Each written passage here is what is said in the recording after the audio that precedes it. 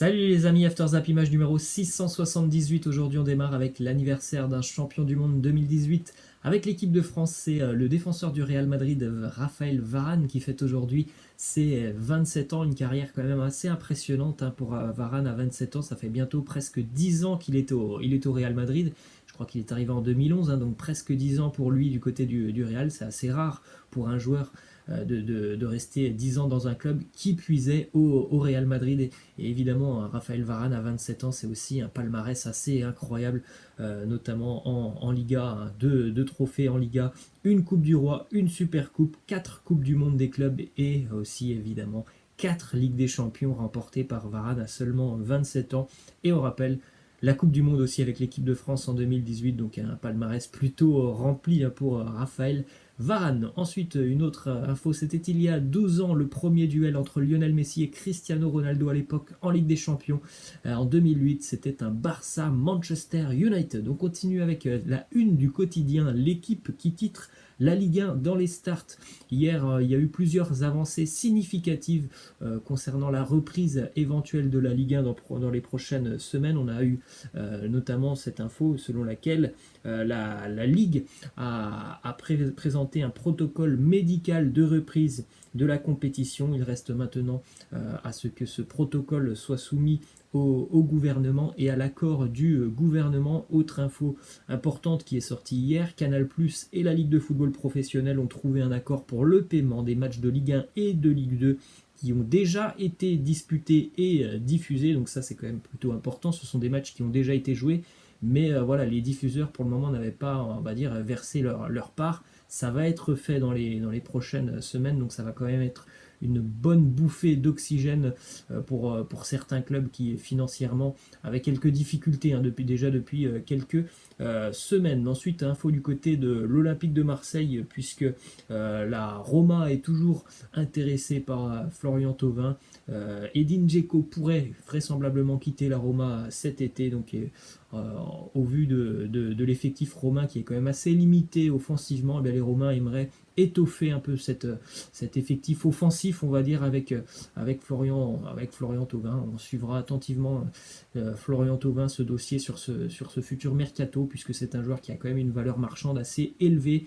Et évidemment, l'OM aura besoin de vendre l'été prochain. Ensuite, autre info qui concerne l'Olympique de Marseille qui s'intéresse à Jimmy Cabot, joueur du FC Lorient en Ligue 2. Alors les Marseillais s'intéressent à Cabot non pas pour, on va dire, le faire venir en tant que titulaire, mais ça pourrait être une bonne doublure pour l'OM. On sait que Marseille a un effectif quand même assez réduit, on l'a vu cette saison. Heureusement que l'OM n'a pas joué tous les 3 jours, sinon ça aurait pu être compliqué. Donc il faut tout simplement songer à renforcer cet effectif l'année prochaine, puisque l'OM jouera une compétition européenne l'année prochaine, jouera beaucoup plus souvent, donc il faut un effectif un peu plus étoffé pour les Marseillais. Donc une piste intéressante qui mène à Jimmy Cabot. Ensuite, une info du côté de l'Olympique lyonnais, une déclaration de Jean-Michel Aulas qui nous dit pourquoi nous ne sommes pas à l'instant T en position de jouer en Coupe d'Europe. Eh bien uniquement parce que on a joué tous les 3 jours avec beaucoup de blessés. Ouais, il essaie toujours de défendre son club au maximum, hein, Jean-Michel Aulas. Après, voilà, je pense qu'il le défend parfois maladroitement, comme sur cette déclaration. Jouer tous les 3 jours, c'est parce que l'année d'avant, tu as fait le boulot pour te qualifier en Ligue des Champions. Donc après, un an plus tard, tu ne peux pas dire c'est parce qu'on joue tous les 3 jours que cette année, ça ne va pas bien. Bref, c'est un peu maladroit, je trouve, de la part de Jean-Michel Aulas. Ensuite, une info de Houssem Aouar. Alors, il y a quand même un contrat qui court jusqu'en 2023, il me semble, du côté de l'Olympique lyonnais. Mais voilà, il y a toujours des grands clubs qui sont intéressés par Houssem Aouar. Ces grands clubs, on les connaît, hein, ce sont Manchester City. Et en plus, du côté de City, c'est quand même assez important. C'est quand même Guardiola qui veut Wissam Aouar. Guardiola qui avait été impressionné depuis le match entre City et l'OL il y a maintenant plus d'un an et demi en Ligue des Champions. Il avait été très impressionné, donc il a toujours cette idée en tête de le recruter. On a aussi la Juventus qui s'intéresse à Aouar ainsi que le Paris Saint-Germain. Ensuite, info du côté du Stade Rennais, puisque Eduardo Camavinga devrait rester du côté de Rennes une saison de plus seulement si le Stade Rennais se qualifie pour la Ligue des Champions l'année prochaine. évidemment, ça peut être intéressant si Rennes reste en Ligue des Champions pour Kamavinga, de rester du côté de Rennes dans son cocon et de découvrir la LDC avant, pourquoi pas, de rejoindre les plus grands européens et notamment le Real Madrid. Ça peut être intéressant. Après, voilà, on suivra aussi attentivement cette situation cet été parce que si jamais le Real Madrid vient avec ce chèque de 50 ou 60 millions d'euros, est-ce que Rennes sera dans la possibilité de refuser?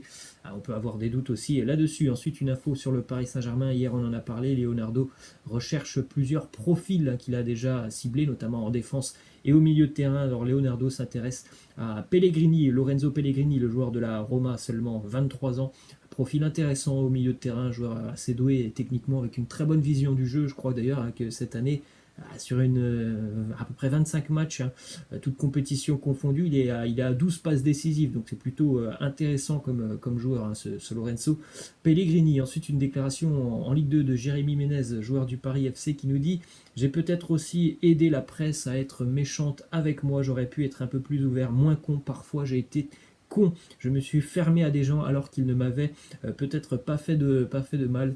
Il nous fait une petite rétrospective de sa carrière, Jérémy Ménez, en tout cas de sa relation avec la presse. Et c'est vrai que bon, on connaît tous Jérémy Ménez, c'est un joueur qui était quand même très très talentueux, qui l'est toujours, mais voilà, on a l'impression quand même que c'est un joueur sur le terrain qui fait pas toujours tous les efforts, qui est un peu nonchalant, et malheureusement ça lui aura coûté pas mal de choses au cours de sa carrière, puisqu'il a quand même évolué dans de très très grands clubs, et à l'heure actuelle il est au Paris FC. On poursuit les amis avec quelques infos du côté du Real Madrid. Les dirigeants du Real ont fait savoir à Jovic et à son entourage qu'ils comptaient sur lui pour le futur, qu'il devait se concentrer uniquement sur son état de forme et faire abstraction de tout ce que l'on peut entendre dans la presse du côté du Real.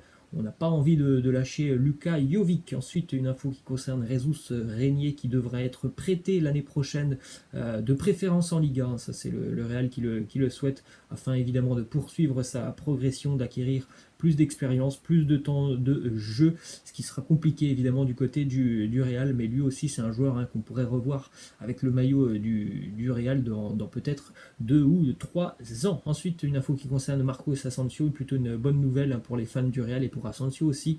Il a totalement récupéré de sa blessure au genou, il pourra reprendre l'entraînement normalement lorsque l'entraînement reprendra en Liga, et donc il pourra certainement jouer avec le Real Madrid si la Liga reprend. On pourrait revoir Luka Jovic en fin de saison. On rappelle qu'il n'a pas joué cette saison pour cause d'une rupture des ligaments du genou. Ensuite, une info du côté de l'Italie. Le quotidien Tuttosport annonce que Cristiano Ronaldo va bien aller au bout de son contrat avec la Juve, au moins jusqu'en 2022. Il y avait beaucoup de rumeurs déjà depuis quelques semaines, mais pour Ronaldo, son idée c'est très clair, c'est de continuer avec la Juve. Il a dit: moi je reste ici, et il s'entend très bien tout simplement avec les dirigeants turinois. Il est très bien du côté de Turin.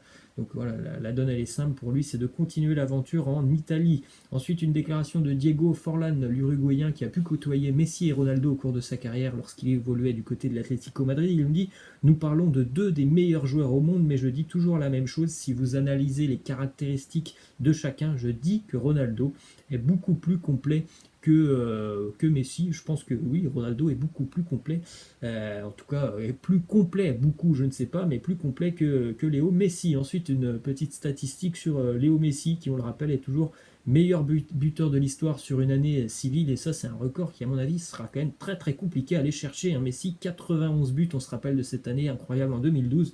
Gerd Müller est à 85 en deuxième, Pelé, troisième, 75.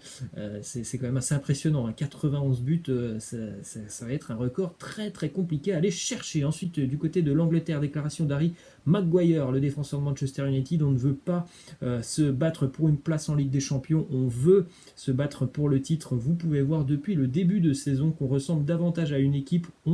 On voit où on veut aller. C'est une équipe Manchester qui est quand même en reconstruction. Ça prendra un peu de temps. Je pense qu'il y a des modifications aussi à effectuer dans cet effectif, mais je pense que voilà, on s'inscrit sur la durée, peut-être avec Solskjaer maintenant, et que ça va prendre encore du temps pour revoir Manchester vraiment lutter pour le titre en Première Ligue. On poursuit avec cette déclaration de Benjamin Pavard qui nous parle d'Hansi Flick, l'entraîneur du Bayern. Il nous dit: c'est un entraîneur très proche de ses joueurs, qu'il s'agisse du du 11 de titulaire ou de remplaçant. Nous nous entendons bien. Et s'il a quelque chose à me le dire, il me le dira toujours en face.